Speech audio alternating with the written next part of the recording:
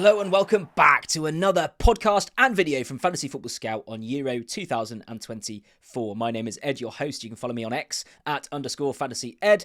And please do, if you're playing Euro 2024 Fantasy, please do like and subscribe to this channel. It's going to be an essential place as we head towards a tournament and then go through the tournament to get your information on the best fantasy picks. What are we going to be doing today? Well, a couple of things. I'm going to be telling you about a completely free competition that FANTEAM are running for our viewers, where there's a £2,000 prize pool. Really, really exciting, so watch out for that. And we're also going to be talking to one of the best fantasy managers in the world, FPL Harry. You might have seen his stuff on YouTube, you might follow him on Twitter, but we're going to see his team reveal, and we're going to ask him a little bit about chip strategy, all of that to come. By the way, I'm so excited. I've got my England shirt has arrived. For those listening on podcast, it's a Euro 1996 home shirt, and it's got even number 9 Shearer on the back. So I'm my absolute hero as a Newcastle fan. So I'm very pleased with it. Came today. I'm probably going to be wearing it now every single, well, not just video, but day until the end of the tournament. So send some sympathy to my poor wife, who's going to have to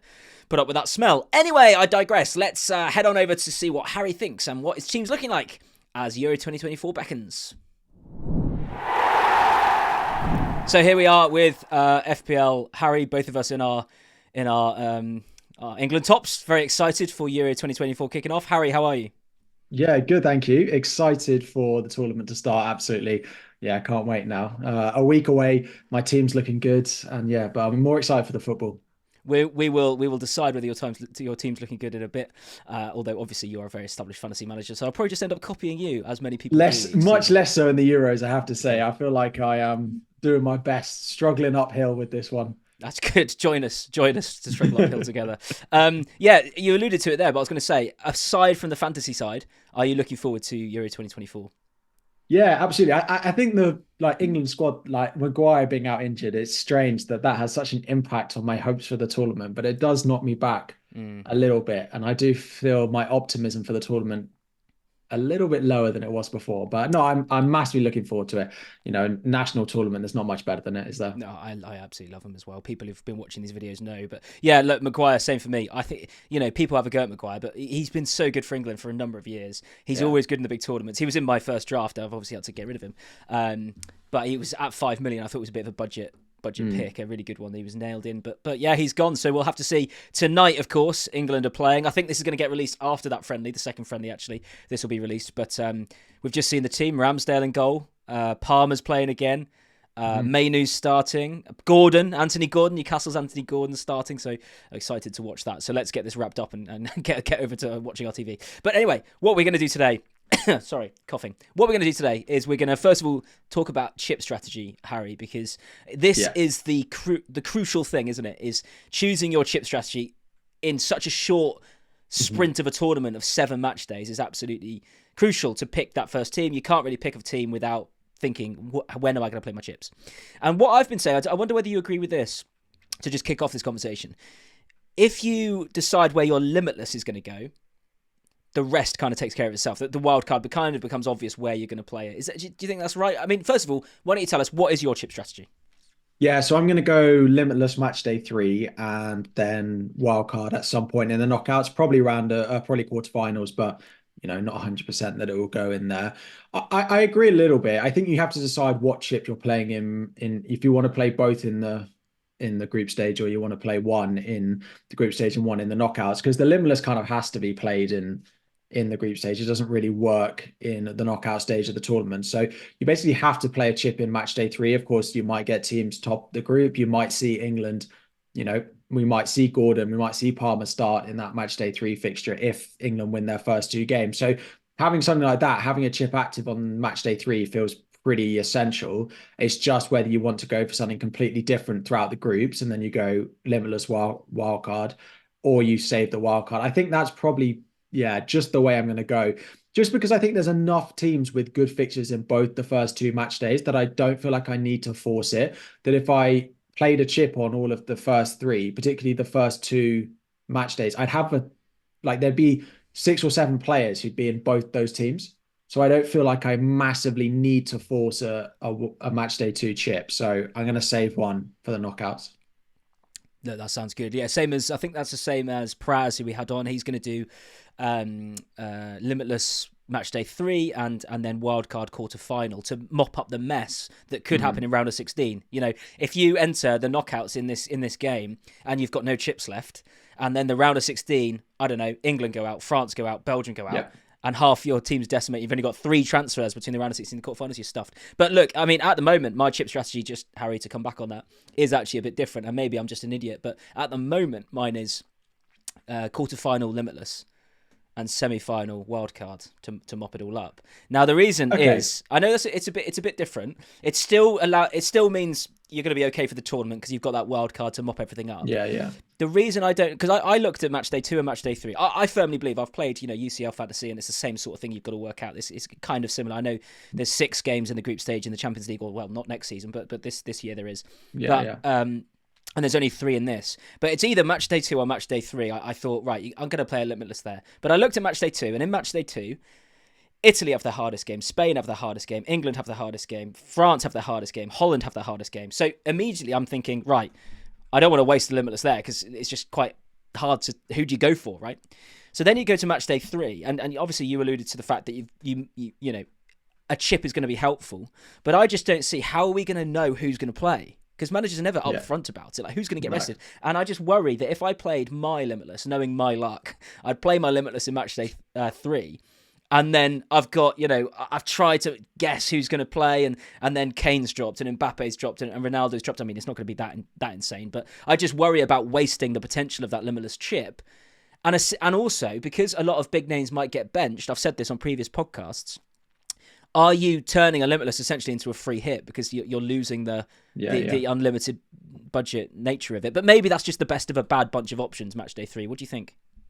No, I actually, hadn't thought massively about your chip strategy and doing it. It does seem to make a little bit of sense. I was going to say, like, limitless in the knockouts, unless you play the wild card after it, is not great because you get left with the team in the semi-finals that you had in the round of 16, and half of them will be knocked out. But in your case, that could potentially work.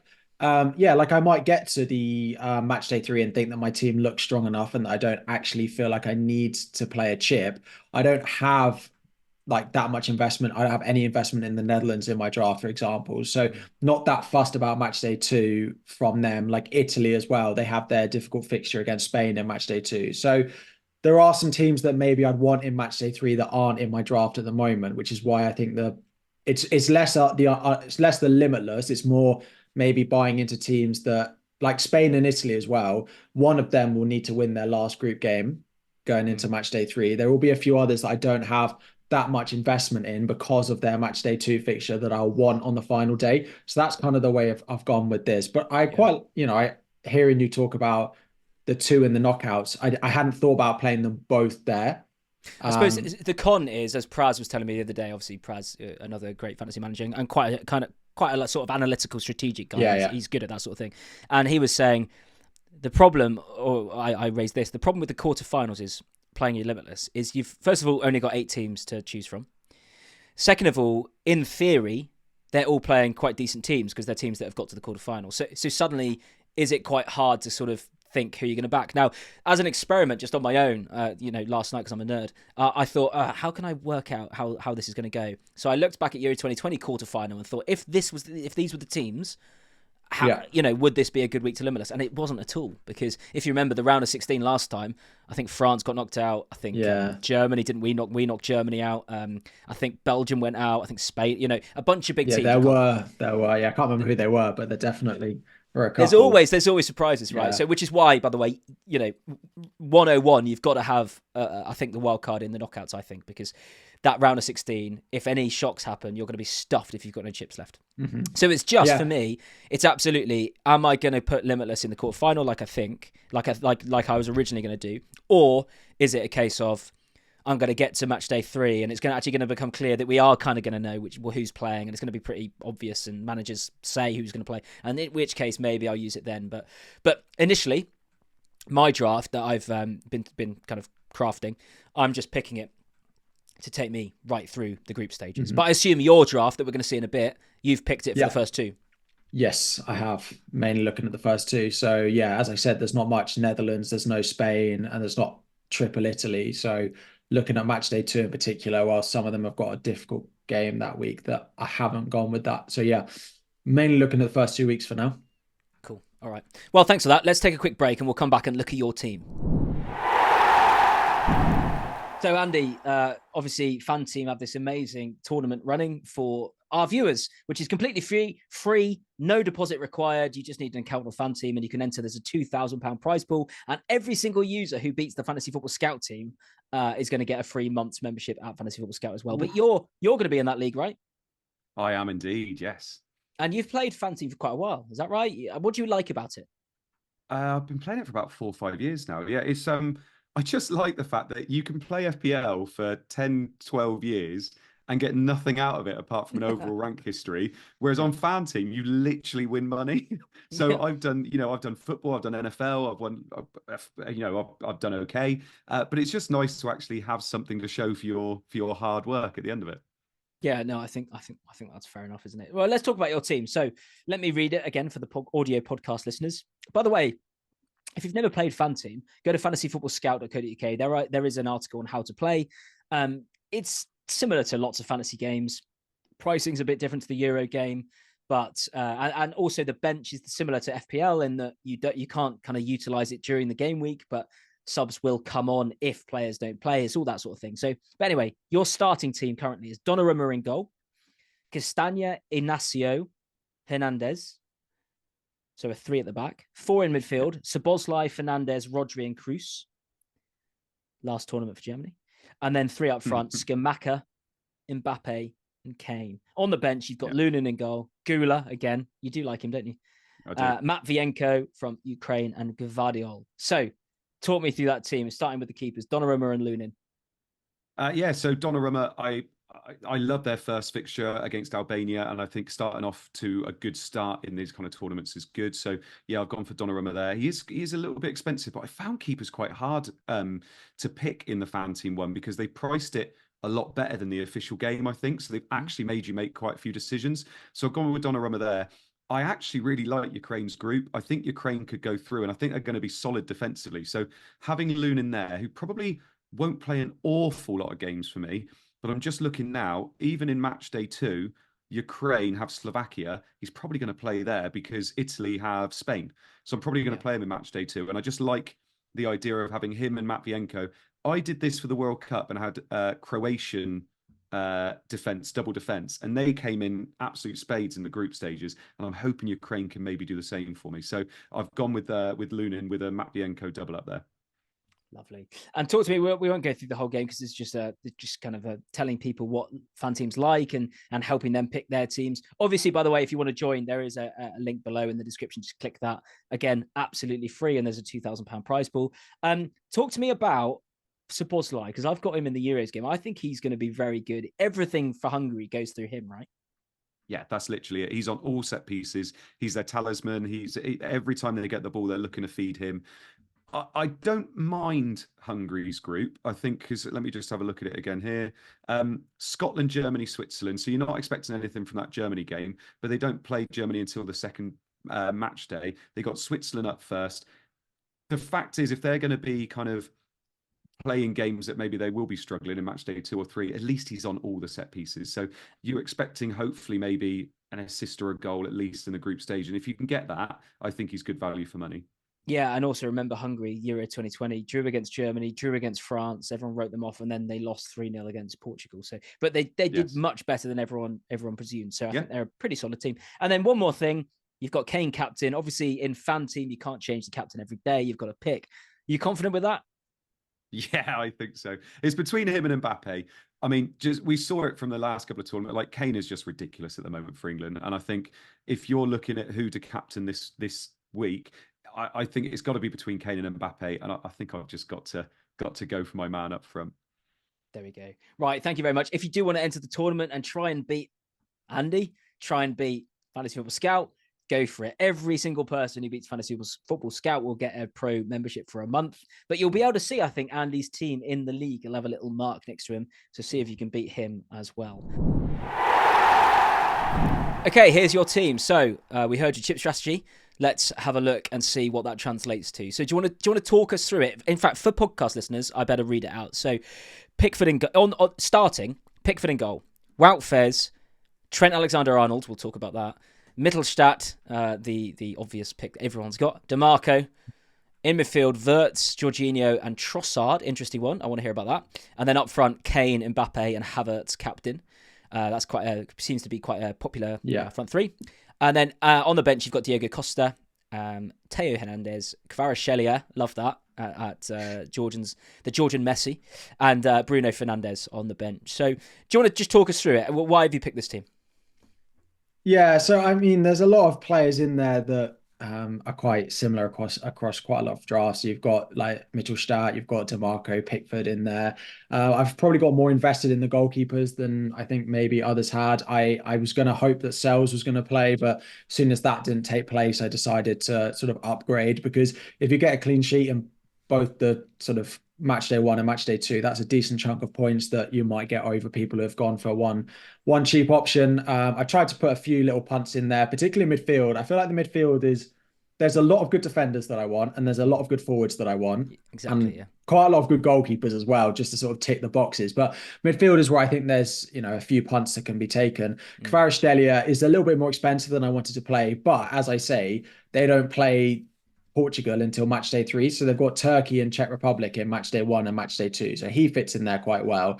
But I don't have Lukaku up front. So having a little bit of investment in Belgium does feel like a good idea. So I've gone with Trossard because Doku is a forward. So I had to go with Trossard, who's had a pretty decent season at Arsenal. Yeah.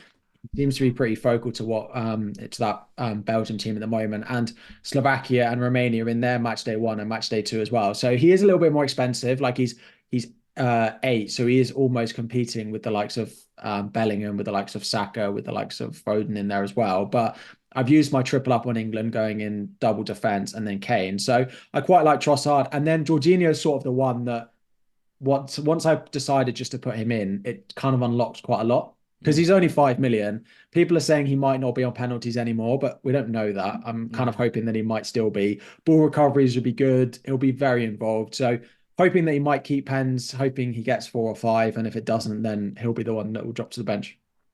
Yeah, no, totally, exactly. I've got Jorginho as well, 5 million. I think just a bargain, particularly I think he is the most likely to be on pens. It's just we don't know, because he dropped out the Italy team, didn't he, for quite a while? Yeah. Then he started playing again with Arsenal and getting some game time. Yeah. And he's back in, and sounds like he's definitely going to start. So, Yeah. Can I ask a question about a couple of these picks? Of course, go for it.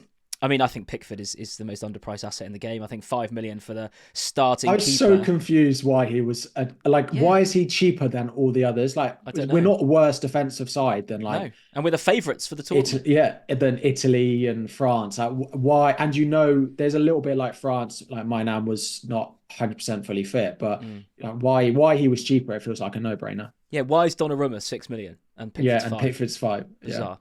Yeah. And Donnarumma's in a group with Croatia and Spain. Yeah, absolutely madness, right? Yeah. So for me, if you haven't got Pickford, you're doing something wrong. I think you should get him in goal. And then you've got, let's talk about Trent, because obviously, look, England played their first friendly the other day. For us, they're playing their second one tonight, but Trent scored. He played in midfield. Is he going to start?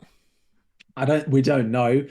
I was very much of the opinion going on into the tournament that Southgate just wouldn't do it. Like, he just didn't have it in him to do it. And then I saw the lineup the other night, and I saw how well Trent played, and I just saw, well, he didn't give minutes to Maino, who he has given minutes to tonight, but I'm just not sure.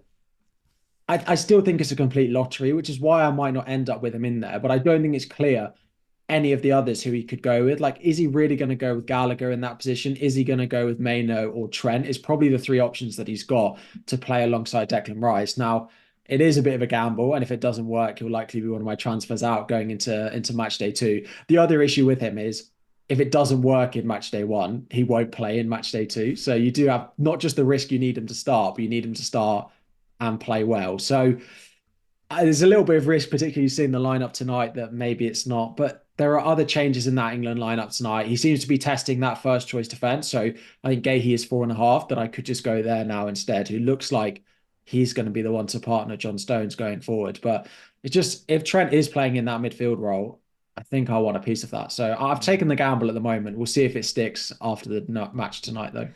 It's interesting, Guay, isn't it? Because he's been injured for ages. He's just come back, and he's going to be the starting centre-back for England. I just think This is it. So I looked at this before and I was like, so I posted being like, oh, who do you think should start? And everyone was like, oh, Branthwaite. And then when Branthwaite got dropped, everyone was like, oh, well, it'll be Gahey now. And I was like, that's all well and good if he'd been playing football regularly. yeah. Like him at his peak, fine, like acceptable. But he's started one game since the beginning of February and he's been injured for the majority of it.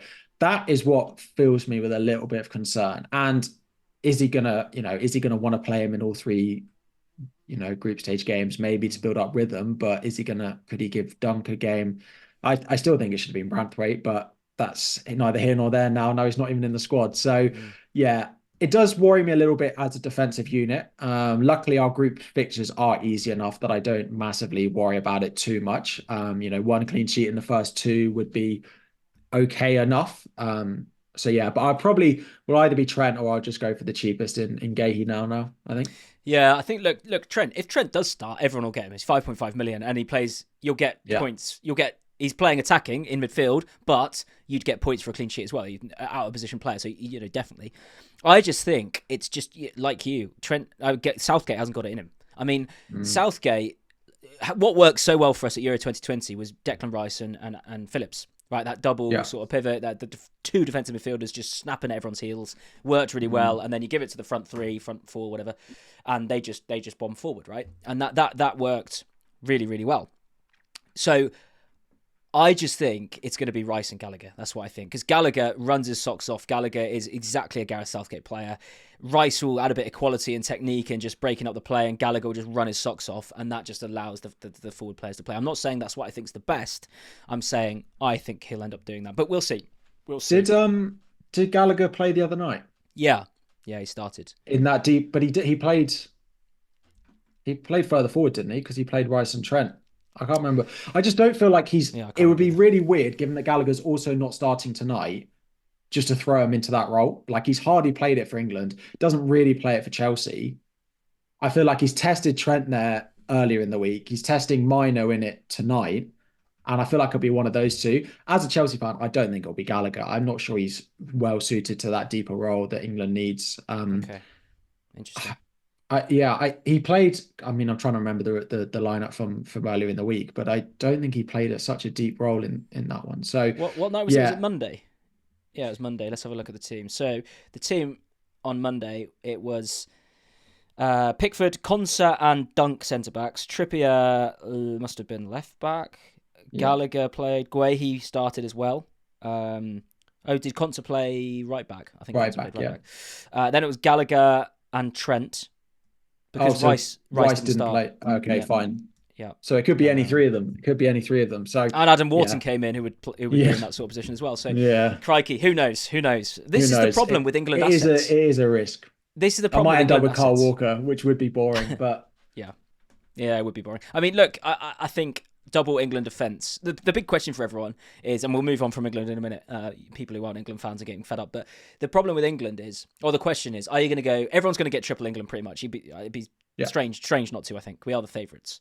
Are you going to get two attackers, or are you going to get two defenders? Everyone's going to have Kane probably. So who else in an attacking sense are you going to get? Now Trent might be both. He might be the answer if he does start, but he's probably not going to. Is it Saka? Is it Palmer? Is it Bellingham? I mean, is Bellingham going to play deeper role? Bellingham's 9.5 million, which is a lot. So I think I'm going to go double England defence. I just don't know which defender I'm going to get yet. But maybe it's going to be Trent. Let's move on. The other thing on that, on the wingers, is as soon as you look at if something's not working for England, where's he going to change? The wingers are part of where he will look at and think we have so much depth in those positions. And that's the other reason I do worry a little bit about Trent is Trent, if he starts, is just not going to play more than 70 minutes. He'll just bring Mino on. He'll bring Gallagher on. He'll do something. That feels like one of the places that he will use one of his substitutions on during the game, out wide and in that defensive midfield role, whoever he goes with. So if Trent doesn't start, he probably will get 20-30 minutes in that role if we need him. So it does worry me a little bit with the minutes for Foden, but Foden and Saka, but they could do damage before they come off. Yeah, your front three is Kane, Mbappe, and Havertz. Are you worried about not having Lukaku? Are you worried about not having Ronaldo? What made you choose Havertz? I mean, partly the price for him comes in like significantly cheaper than the others. So 7.5 compared to like 9 and 10 for the other two.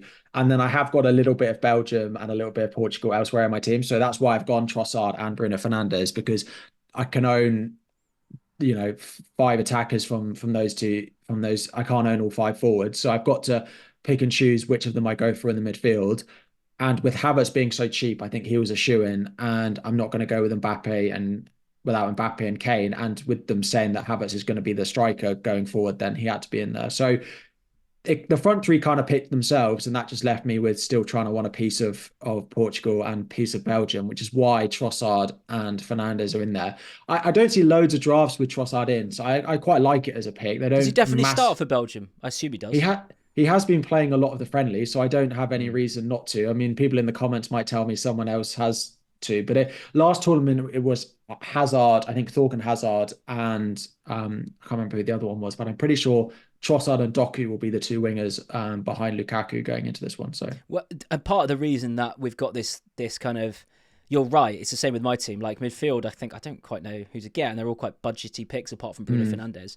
And then there's loads of strikers I want. There's loads of defenders I want. Part of the reason is like Doku, for example, they've made a forward, and they've yeah, made quite a few players who you'd think, why didn't they make them midfielders? They've made them forwards, and those three forward slots are so valuable. You don't want to kind of take them up with players that you don't necessarily yeah. want. So makes it Yeah, tricky. I posted this and people are like, oh, they quite like it. They are inherently forward-thinking players, so they should be up there. It brings in the likes of Fernandez. Well, it brings in the likes of Rice, Rodri to be better picks. But then they have still included like Trossard as a midfielder. They Mm. Saka and Foden are still midfielders. So it's not like they've categorically gone wingers are going to be forwards, and that would have been who knows who I'd have put in my midfield if we'd have done that. But yeah, it just feels like a little bit of a split. Yeah, no, totally. Look, Kvaratskhelia, let's talk about him. Obviously, incredible player for Napoli. Georgia Messi. Georgia Yeah. are the sort of the rank outsiders in this tournament. But if they're going to Yeah. do anything, it's going to be him, He's right? gonna be it's gonna be him. That's kind of it. And just again, the fact that if I play Limitless in match day 3, they have that Portugal fixture there, Turkey and Czech Republic in match day 1 and match day 2. And yeah, as you say, if they're gonna do anything in this tournament, it feels like when we were all playing World Cup fantasy and we all went with Alphonso Davies of Canada, if they were ever going to do anything, it was going to be him. And it feels the same with Georgia a little bit, that if they're going to do anything, he's likely to be involved. So it's just a bit of a punt with two nice fixtures over the first couple, and he's only 4% owned at the moment. So Yeah, I mean, it's similar to my similar punt plays your punt in Game Week 1, which is Arda Güler, 6 million okay, for I thought you were Turkey. going to say Kalanoglu. He was another one that I almost No, put in there. he's on Penzo, isn't he? He's on Yeah, Penzo. he He's is, on and Penzo on a into lot of Milan as set well. pieces. Yeah, Yeah. he's also one that almost made it into this draft. I think he's slightly more expensive. Oh, no, I think he might be about the same. So he's one I am considering as well. The only issue is they play Portugal in match day 2, so that's why I just favoured Kvaratskhelia. Yeah, Güler is 6 mil, and the issue with Güler, though, like you just said, is, well, kind of like you said, he plays on the last day. So if I bring him in and he doesn't do anything, he's Yeah. staying because you can't move him after that. So that is something I'm considering. He might change, but the problem is he's 6 million, so I don't know who on earth do you move to. I've already got Jorginho. You'd need Yeah, point you're going 0.5 to be more to looking go at to a McTominay or Rodri. But I think it was you saying this. It is a good point. If you're going to take your punts, you're better off taking your punts in groups A, B, and C rather than the lower, because you can't sub them out, right? You yeah, can't bring in a punt, and if they don't do anything, it's fine. You sub them out. You are kind of stuck with them. So yeah. it's something to consider for sure. It is, yeah. In fact, I think I've just in the course of this discussion, I think I've just realised Gula's probably not a good pick. But anyway, Makes me wonder about Kvaratskhelia as well. yeah, exactly. We're kind of changing as we go. Look, last couple of questions. I mean, captaincy on Havertz. You're going to stick with that. You're not going to go Wirtz. You're not going to go Mittelstadt. Obviously, Gundogan we think is on penalties for Germany. Has he tempted you? Not really. I mean, yeah, I'm just going to go with a slightly more attacking minded. Gundogan has been incredible for club, but he's not always done it for Germany quite as much in terms of the goal output that we've seen for him at City. But yeah, I'm quite happy with Havertz. I think Wirtz has had a fantastic season, so he'll be wanting to prove something as well. And it's just a little bit more exciting, it feels like. And Teo Hernandez, obviously incredible at AC Milan, great form in the league, but hasn't really translated it into recent France form. I think he didn't get a goal or an assist in qualifying, or maybe that's wrong. Yeah. Someone correct me below. I've probably made that up or something. But Teo Hernandez, obviously a sensational player anyway. Yeah, exactly. No actual returns you say recently, but he definitely has the ability to do it. You don't save massively going for one of the others. If you go for a Kunde or a Kanate, they're only 0.5 cheaper. It kind of just feels like it's worth the punt, given they play, Austria in the first match day. Yeah, by the way, I did a video that I think it will come out before this. It might not, but my 5 essential picks, and they were Mittelstadt that you've got, Pickford that you've got, Jorginho that you've got, Kane that you've got, and Bruno Fernandes that you've got. So, look at me. But I mean, does that make you does that not make you worry that you're agreeing with my essential picks? Yeah, exactly. I should change it all. Exactly. Last question, Harry. Who wins the tournament? And second question is, who's going to be the top point scorer? Sadly, I think France are going to win the tournament. Maybe if you'd have asked me before the Harry Maguire injury, I might have given you a slightly different answer. But yeah. I think the route to the final is that we will likely play France in the semis if both of us top our group and get that far. And I think the winner of that will win the final. And I think France will probably have enough legs to go the distance. But I'm going to put, I suppose Mbappe will probably have an extra game. So it would be silly for me not to say he'll come out point scorer, but I think Harry Kane is going to have a fantastic tournament. So before the final, probably Kane, but I think Mbappe with the extra game might just favour him. All right. Well, look, thank you very much, Harry. If you've never come across Harry's stuff, I'm sure you have, but you can find him. Just Google, go on YouTube and type in FPL Harry. You're covering the tournament, aren't you, with lots of stuff? Yeah. Fantastic. Doing my best. Dude, yeah, tell me about it. I don't know how any of this works. I'm surprised this is coming together. Somehow it is. Anyway, look, thank you very much, Harry. We're going to be back. I'll be back with another video very soon. If you've got any questions, please put them in the comments below. Smash that like button. Press subscribe. What else do you say as a YouTuber, Harry? Like, subscribe. Yeah, you got it all. Yeah, it's always smashing the like button as well. It's Yeah. You got to say you smash it. I don't know. I don't know what I'm doing here anyway. Right, thank you very much, everyone. See you in the next video.